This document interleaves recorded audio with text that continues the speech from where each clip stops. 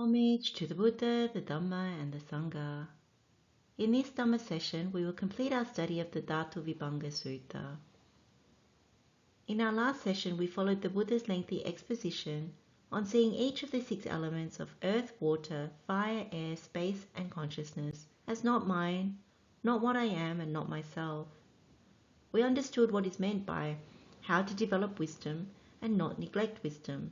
In other words, we develop the determination for wisdom, paññādhitthāna, that leads to concentration due to effort or energy, virya samadhi.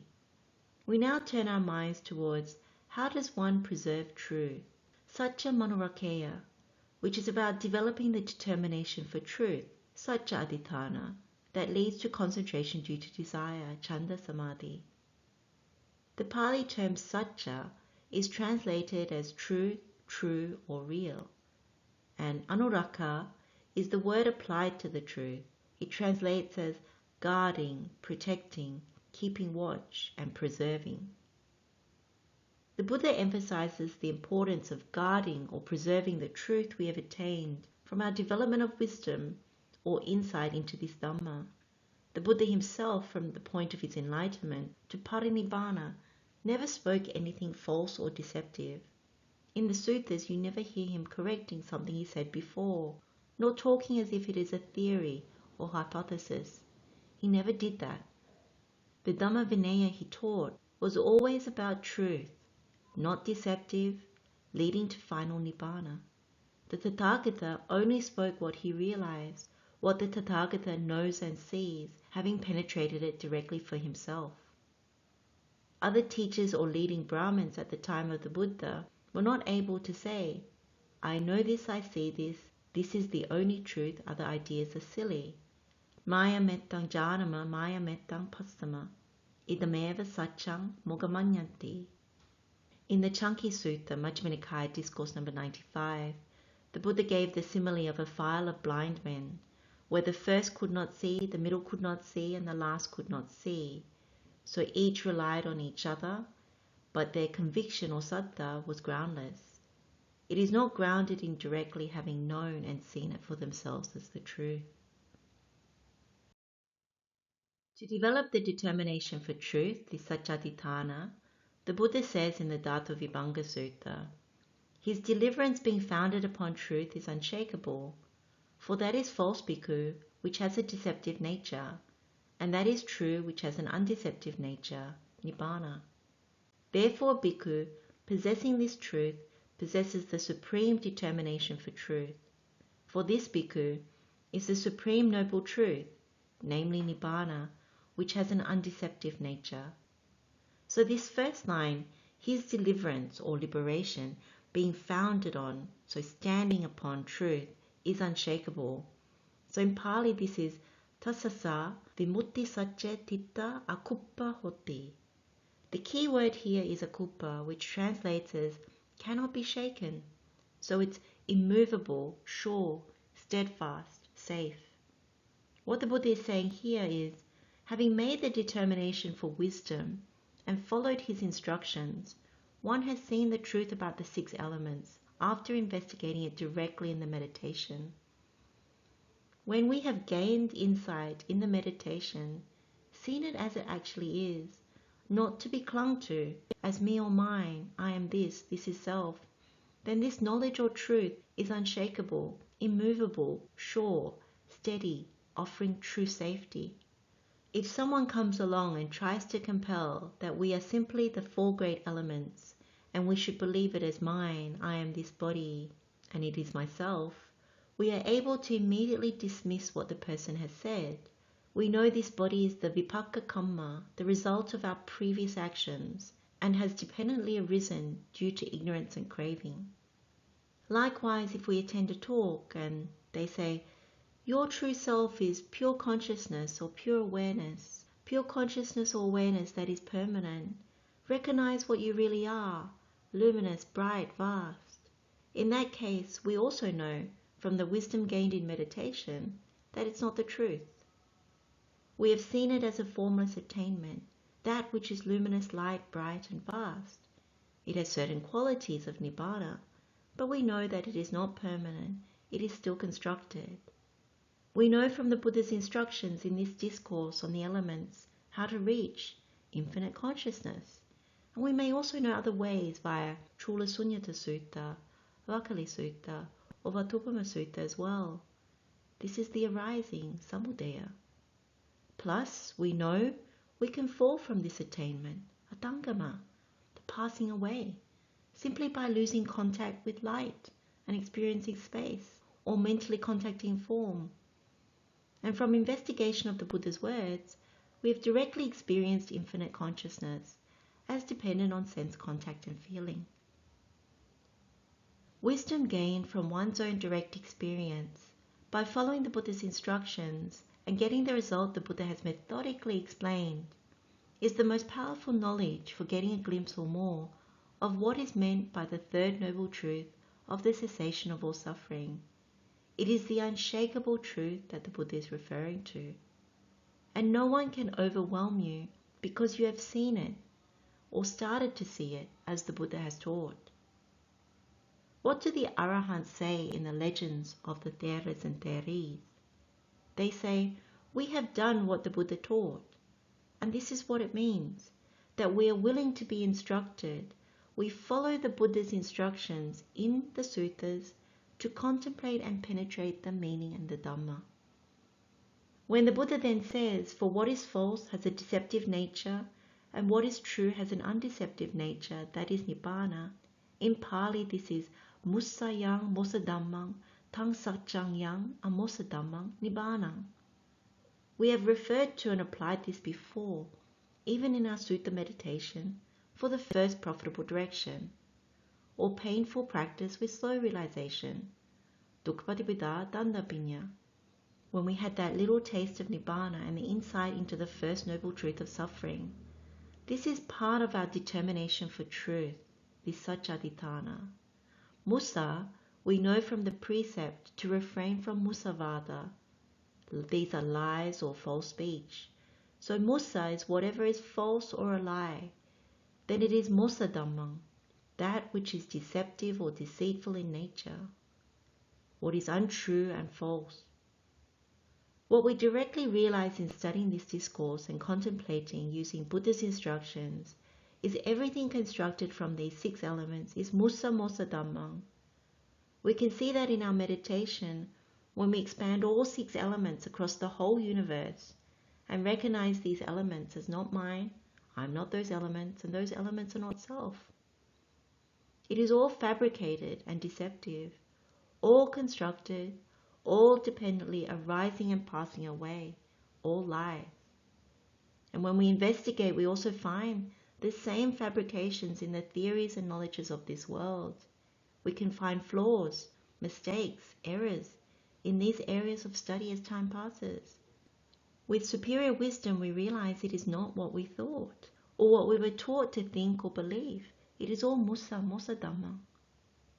So there is no safety or refuge in a world built on these lies and fabrications that has a deceptive nature. There is only dukkha that can eventuate from desire and attachment to these 6 elements. When we hear the Buddha's words, everything that he has to say from this first teaching of the Dhammacakkappavattana Sutta, following his enlightenment to his last teaching before his parinibbana, the Buddha never spoke anything that was Musa Mosadhammang. He was always pointing to his direct knowledge of the 4 noble truths, and within that, the Noble Eightfold Path as the way out of this whole mass of suffering.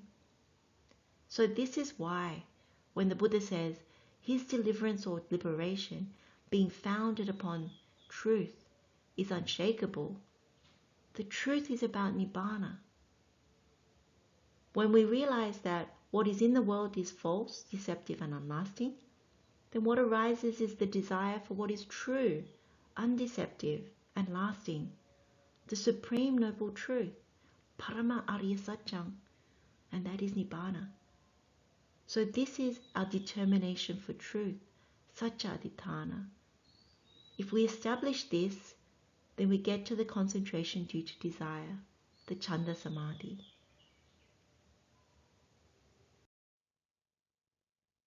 We now come to how does one cultivate relinquishment, Chaga Manubruheya, which is about developing the determination for relinquishment, Chaga Aditana, to reach concentration due to mind, Chitta Samadhi.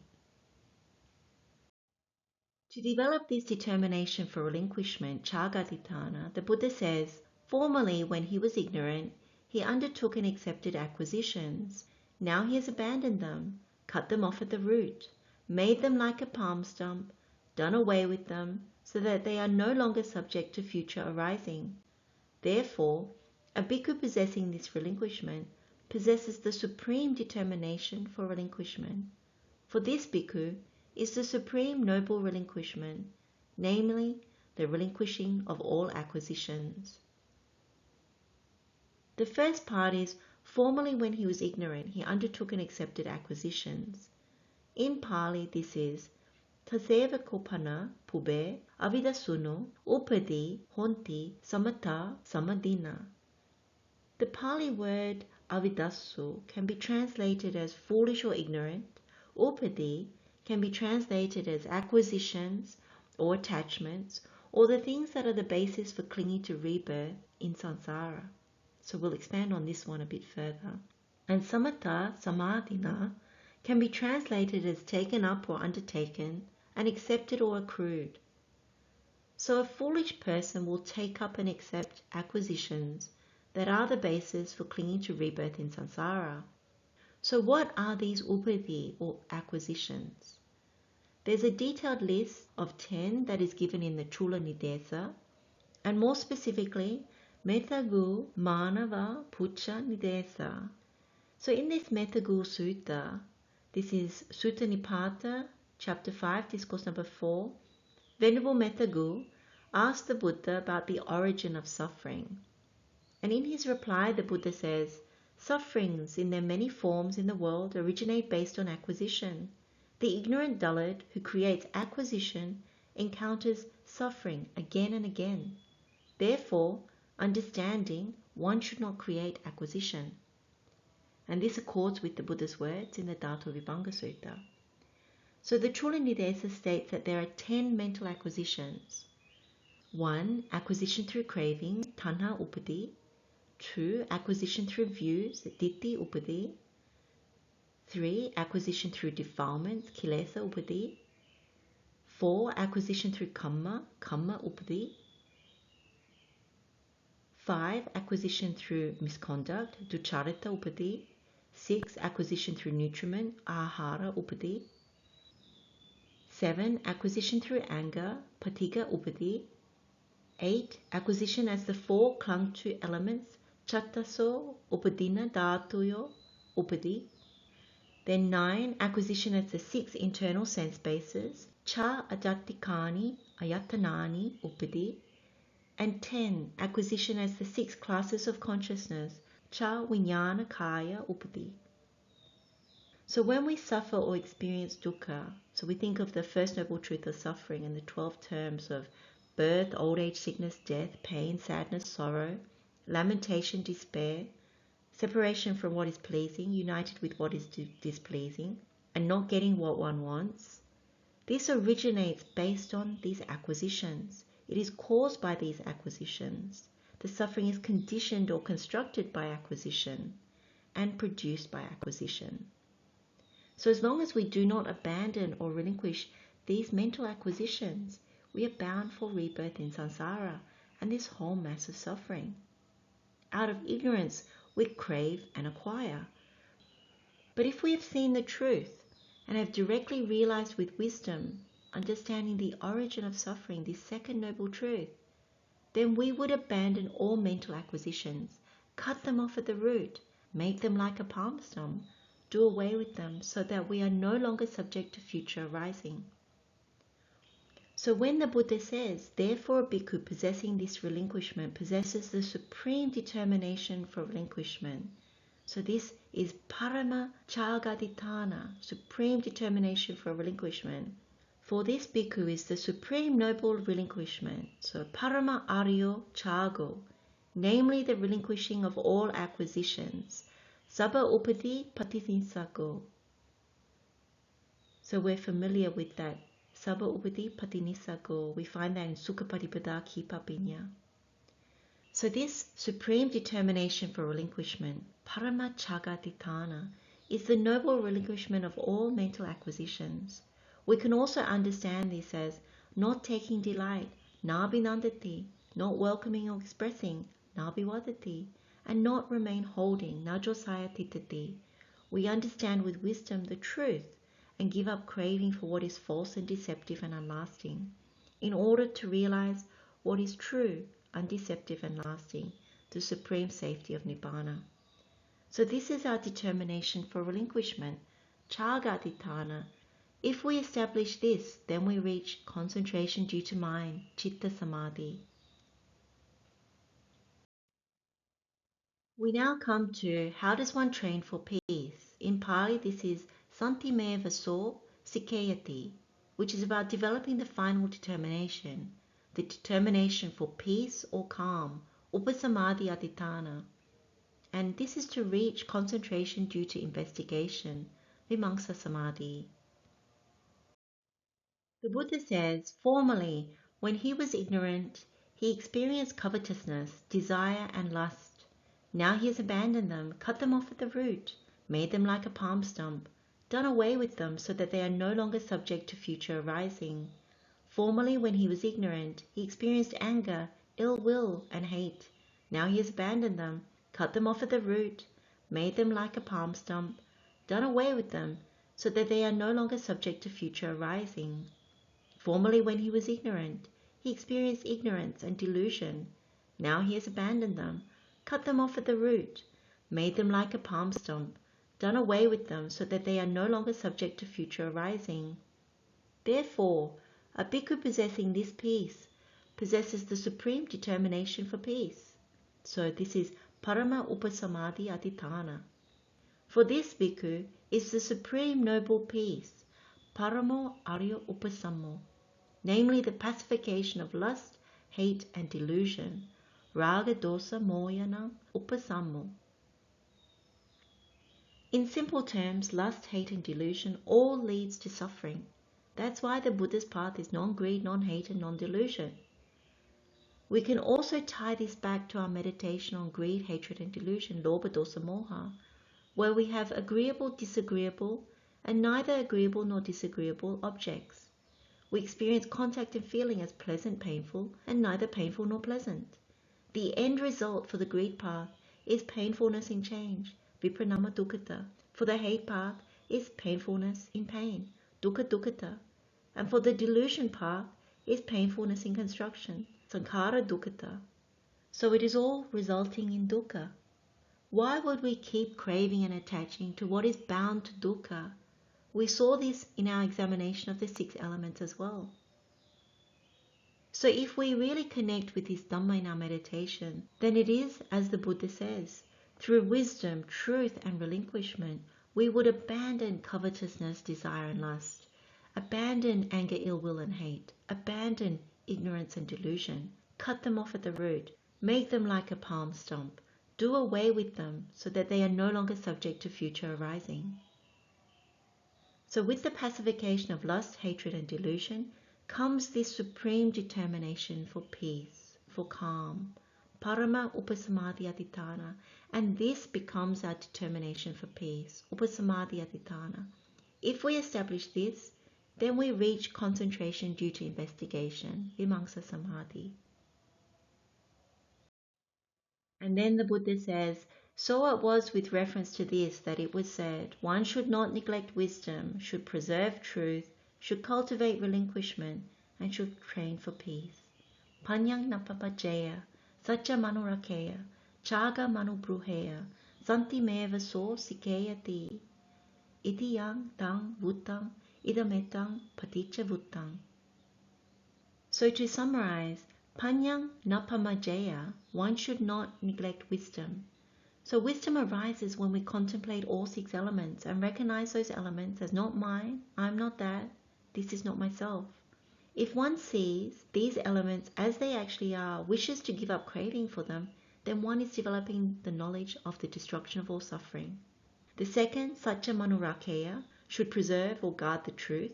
When we are vigilant towards wisdom, what arises in our meditation is seeing what we construct is false, deceptive and unlasting, and the supreme truth that what is undeceptive and lasting is Nibbana. And then the third one is Chaga Manubruheya, should cultivate relinquishment. What we understand is that suffering originates from acquisitions. So we give up, we abandon, craving, the wrong views, the defilements, the misconduct, kamma, nutriment, anger, and so on. And then the last one, Santimeva Sosikeyati, should train for peace or calm. We know we need to pacify lust, hate, and delusion. And this is based on knowing and seeing that it can only lead to more of the same. Lust, hate, and delusion leads to dukkha, suffering. And so we walk the Buddha's path, which is the one of calming lust, hate, and delusion, walking the non-greed, non-hatred, and non-delusion path. So what we can see is understanding the depth of these 4 determinations is very valuable. If we contemplate and meditate using this sutta and applying what we have developed, directly realized to other meditations, it can also be very beneficial. So we know that in the Profitable Path meditation, where we base this on the verse from the Chunda Sutta, so Dadato Punyam Pavadati verse, by giving merit grows, or any of the 4 profitable directions, or when we develop the basis of spiritual power, Iddhipada for example, understanding and knowing what these 4 determinations really mean and how to actually practice them and develop them is very valuable. We truly come to realize the importance of these 4 determinations to overcome the mental corruption in these elements in the following statements given by the Buddha. So the Buddha says, the tides of conceiving, so manyasava, do not sweep over one who stands upon these determinations. And when the tides of conceiving no longer sweep over him, he is called a sage at peace, muni santoti.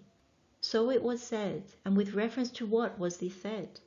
Bhikkhu, I am is a conceiving, I am this is a conceiving, I shall be is a conceiving, I shall not be is a conceiving, I shall be possessed of form is a conceiving, I shall be formless is a conceiving, I shall be percipient is a conceiving, I shall be non-percipient is a conceiving, I shall be neither percipient nor non-percipient is a conceiving. Conceiving is a disease, conceiving is a tumor, conceiving is a dart. The Pali word that is used here, manyita, has been translated here as conceiving. It can also be translated as imagining or making up. At the root is some kind of illusion, deception, and conceit. So someone who is not a sage at peace would conceive or imagine, I am this, I shall be, I shall not be, I shall be possessed of form, I shall be formless, I shall be percipient, I shall be non-percipient, I shall be neither percipient nor non-percipient. So whatever conceiving, imagining, or making up, based on form or formless up to the highest formless attainment, the Buddha considers is a sickness, a disease, or a tumor, a dart. So in Pali those terms are roga, ganda, salla. So anything we construct is a sickness, a disease, a tumor, a dart. The Buddha goes on to say, by overcoming all conceivings, bhikkhu, one is called a sage at peace. And the sage at peace is not born, does not age, does not die. He is not shaken or does not agitate and does not yearn. In Pali this is na jayati, na jiyati, na miyati, na kupati, na pihati. For there is nothing present in him by which he might be born. Not being born, how could he age? Not aging, how could he die? Not dying, how could he be shaken or agitated? Not being shaken, why should he yearn or desire? What we've just read out can be used as a contemplation, just as it's been written, and this is to understand the sage at peace. But it can also be used the other way round, to see what would keep us bound to rebirth in samsara and the whole mass of suffering. So for example, if we do not relinquish mental acquisitions, so we still lust and crave, then we will be born. So if we are born, we would age. If we age, we will die. If we die, we would be shaken. So this word for shaken is kupati. And kupati is also translated as agitated and becoming distressed. So if we are shaken, like being agitated or distressed, we would yearn, long, or desire to be born again. We can't fathom the state we would be in when we die. So given that our society prefers not to talk about death and dying, and has this very strong tendency to paint a particular picture about near-death experiences, particularly in movies and TV programs. Sometimes we get the rose-tinted view of that. We don't get the true picture of what it's really like. So if we're lucky in our meditation, we might get a glimpse of a past existence and see it from a mind-made body. Now, what some people say who have seen it in their meditation is that the distress and agitation can be immense. So if one hasn't trained the mind, then once the person has lost their body, and if they're not immediately reborn, what they experience is this immense loss. And in the confusion and suffering, that person, if they have the mind-made body, they would gravitate to what they know.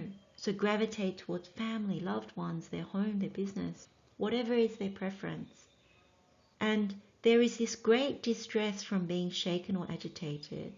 And this happens when witnessing loved ones still talking, still eating, still appearing to enjoy, and so on, while the person who has passed away, they don't have the body and they cannot do any of those things.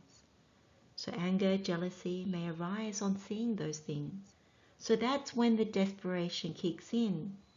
With the untrained mind, not having a body, a strong yearning or desire arises to birth another body, to experience the pleasure that one is witnessing, not knowing that it is dukkha. So ignorance is leading the person with the untrained mind towards birth. So we don't understand it because we still have this body and we experience things. And it's vastly different when we die and lose the body. The physical loss, the mental loss is immense. So if we train the mind, then we can see clearly at the point of death, and that's the most vital thing. So then the Buddha says, so it was with reference to this that it was said, the tides of conceiving do not sweep over one who stands upon these determinations. And when the tides of conceiving no longer sweep over him, he is called a sage at peace. Bhikkhu, bear in mind this exposition of the 6 elements. So what you can really see is that at the point of death, with the break of the body, we are able to stand on these 4 determinations if we train our minds. And so it becomes a very vital thing. We stand on the determination for wisdom, knowing and seeing as it actually is. And we stand on the determination for truth. We don't fall for these worldly things. We actually know that the truth that is undeceptive is Nibbana. And we also stand on the determination for relinquishment, that we want to give up all mental acquisitions, abandon them. And then we know the last one, that the determination for peace, we stand on that. We want to give up, to pacify the lust, hatred, and delusion. And so that becomes our very strong determination that we stand on at the point of death. And it is at this point that Venerable Pukkusāti realizes that it is the Buddha who has delivered a Dhamma teaching to him, and he is ashamed for having addressed him as friend or someone equal, rather than someone worthy of utmost respect. In the sutta it says, thereupon the Venerable Pukkusāti thought, indeed, the teacher has come to me, the sublime one has come to me, the fully enlightened one has come to me. Then he rose from his seat, arranged his upper robe over one shoulder, and prostrating himself with his head at the Blessed One's feet, he said, Venerable Sir, a transgression overcame me, in that like a fool, confused and blundering, I presumed to address the Blessed One as friend. Venerable Sir, may the Blessed One forgive my transgression, seen as such for the sake of restraint in the future. Surely, Bhikkhu, a transgression overcame you, in that like a fool, confused and blundering, you presume to address me as friend. But since you see your transgression as such, and make amends in accordance with the Dhamma, we forgive you. For it is growth in the Noble One's discipline. When one sees one's transgression as such, makes amends in accordance with the Dhamma, and undertakes restraint in the future. 「 And undertakes restraint in the future. There is something important in this last part of the discourse where Venerable Pukkusāti admits his transgression and asks forgiveness from the Buddha. He has neutralized any unwholesome karma by admitting his fault and asking forgiveness. It may appear a slight thing given our modern times and how people are conditioned towards equality and are increasingly dismissive of giving due respect even in conventional terms. But from a supramundane understanding, it is very important not to insult a Buddha, a fully awakened one who has realized enlightenment on his own. And it is also important, if you remember what is said in the Kosambiya Sutta, so Majjhima Nikaya Discourse number 48, it is one of the 7 factors for realization of the fruit of stream entry. So the precise words were, the character of a person who possesses right view, although he may commit some kind of offense for which a means of rehabilitation has been laid down, still he at once confesses, reveals and discloses it to the teacher or to wise companions in the spiritual life, and having done that, he enters upon restraint for the future. And the simile given by the Buddha in the Kosambiya Sutta is, a young tender infant lying prone at once draws back when he puts his hand or his foot on a live coal. So a person who is ready to attain to stream entry, or who has already attained stream entry or higher, would have this compunction to confess, reveal and disclose, and to strive for more restraint in the future. And it is a very good practice to make a habit of asking forgiveness if we have transgressed, because it may block our spiritual path or prevent us from making progress. One can ask forgiveness from a teacher or wise companion, as the Buddha said, but we can also ask forgiveness of the Triple Gems, so Buddha, Dhamma, Sangha. So the verses we say are, if by body, speech or mind, due to negligence, I have done any wrongdoing, forgive me of that fault, Venerable Sir, the enlightened one of abundant wisdom.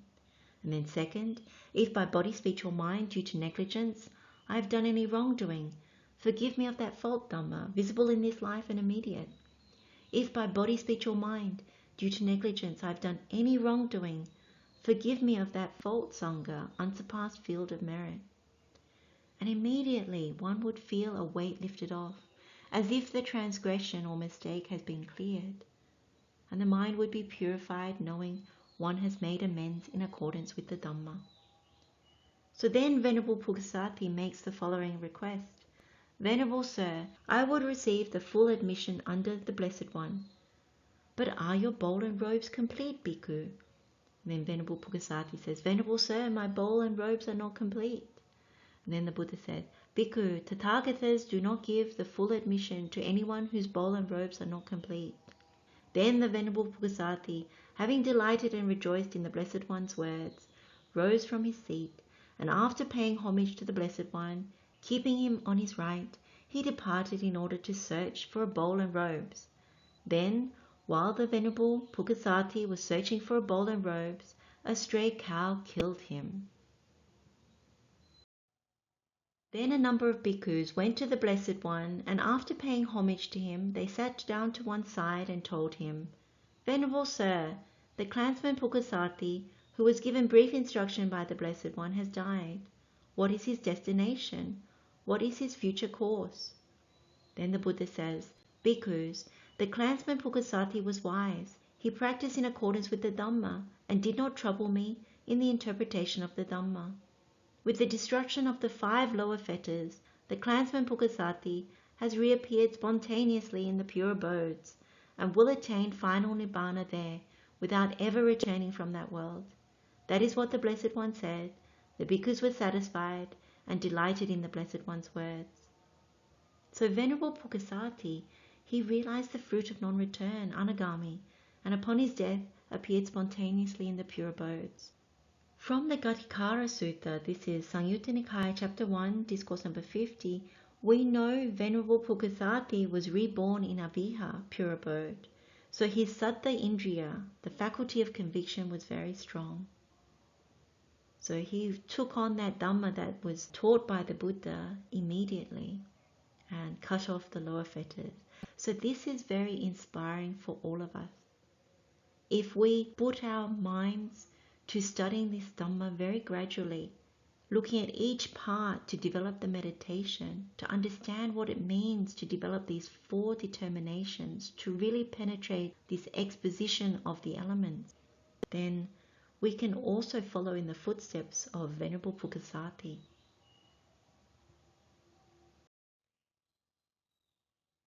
We have now come to the end of our Dhamma session and completed our study of the Dhātuvibhaṅga Sutta. So let's share the merit with all sentient beings. May all beings be happy and well. May all beings be free from suffering. Blessings of the Triple Gem, wishing you well. Teruan Saranai.